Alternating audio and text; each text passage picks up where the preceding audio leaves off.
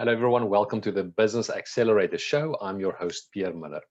Today we'll cover a crucial skill, how to speak the language of your ideal, high-paying, high-profit customers so that you can attract more of them and so that they can buy more from you. Now, you've probably heard of the concept called a client avatar before. The client avatar is the exact description of the ideal type of client you want. We all have different clients. We have those clients we love and those clients who loves us. And then we have those other clients, you know about them, those clients who are never really the right fit. They always complain. They don't want to pay for anything.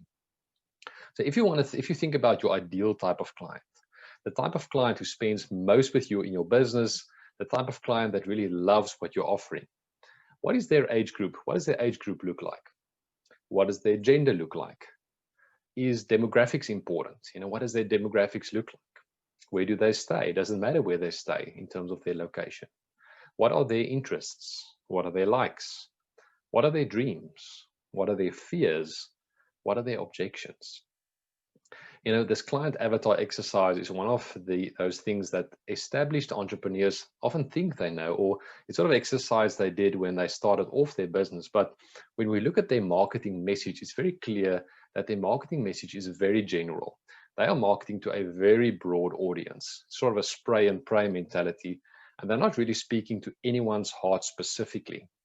There's a saying that if you market to everyone, you're really marketing to no one.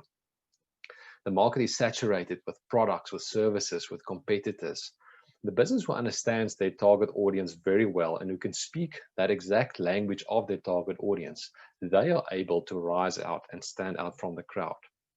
Their message will touch on the conversation that's already going on in the minds of their potential customers. The customers will hear that message and will feel this business really understands me, and they will resonate with that business and buy from them.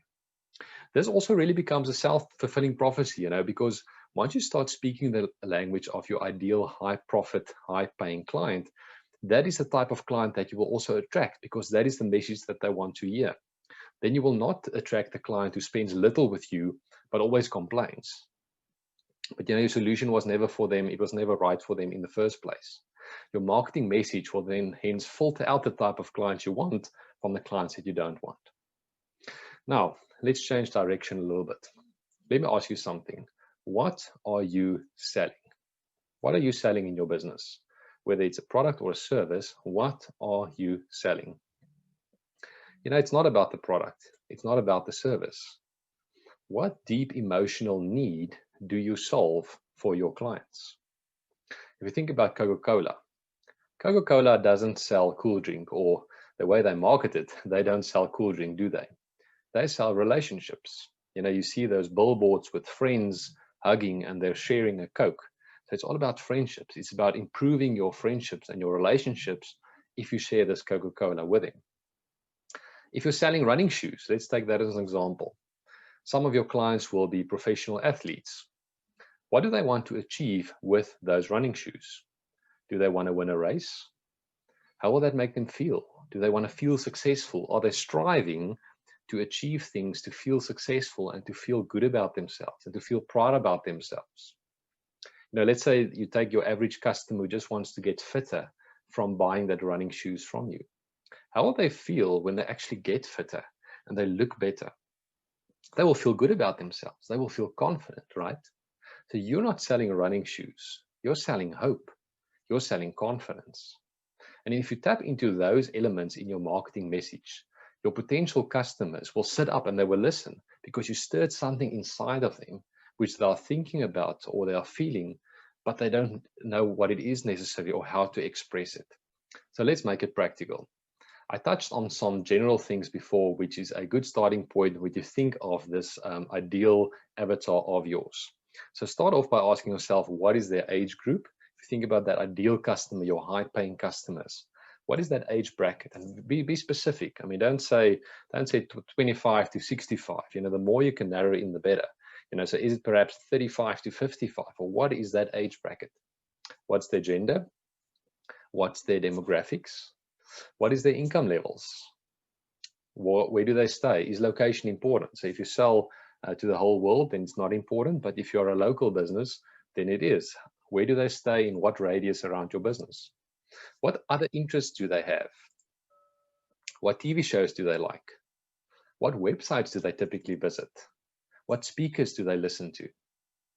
But then after you ask those questions, I want you to go deeper and to answer these following questions. What is their life goals or dreams typically?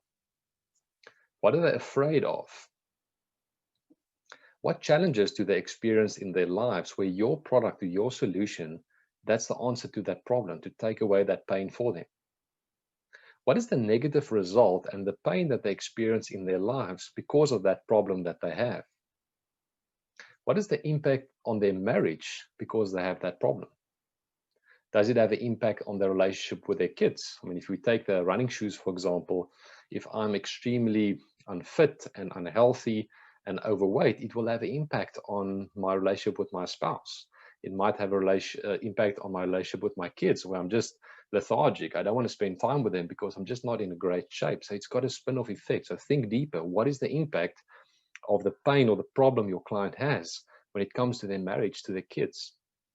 What's the impact of their problem on how they feel about themselves, on their health, on their worry and anxiety and their stress levels?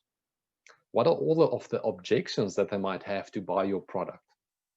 So I want to encourage you to write these down and see how deep you can go into the soul of your ideal customer.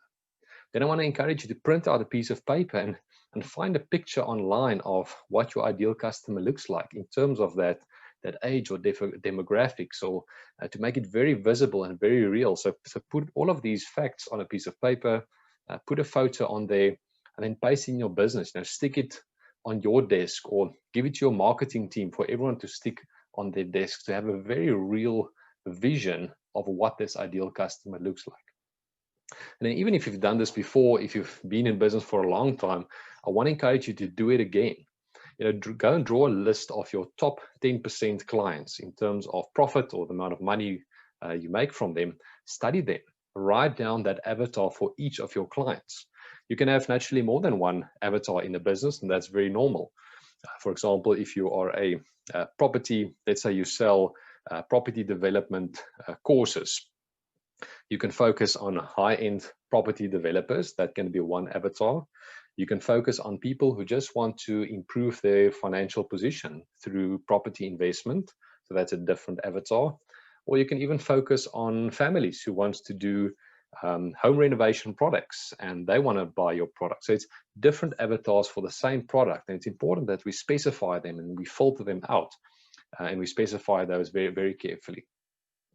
Now, once you've done that, every time your business puts out an email, a social post, a blog, when there's wording to be changed on your website, when you're running some paid ads, your team needs to have the exact picture of that type of client you're looking for.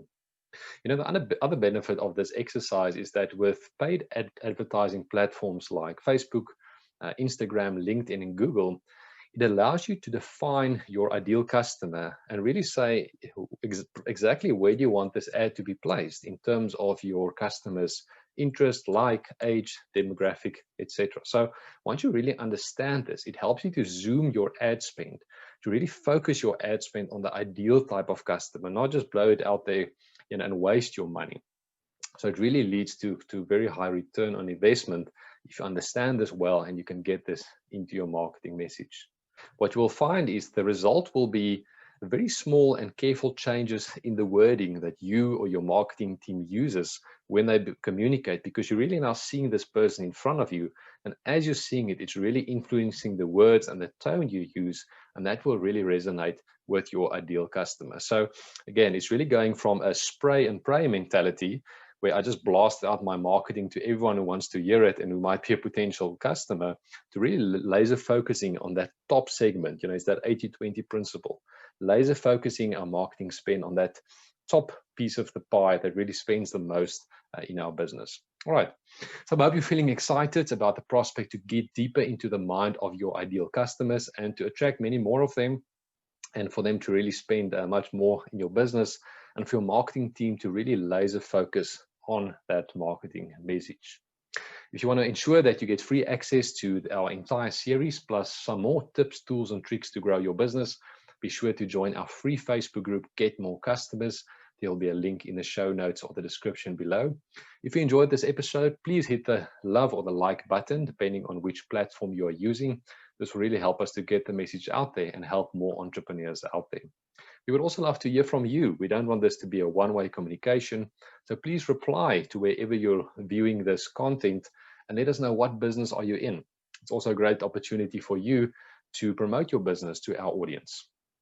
Then we have an exciting offer for you. If you share this episode on your social media platforms with your audience, we will give you a free pre-built lead magnet sales funnel, which you can plug and play into a software program like ClickFunnels to generate more leads for your business. It's worth $1,000. All you need to do is simply share this content on your social media platforms, comment that you enjoyed it or you really liked it, take a screenshot, and then send that screenshot to us at support@allegiance.online, and we will gladly send that to you. The email address will also be in the show notes or the descriptions below. All right, then in the next episode, we will cover a very crucial skill, how to get cold prospects to become paying customers and then eventually raving fans of your business. See you there.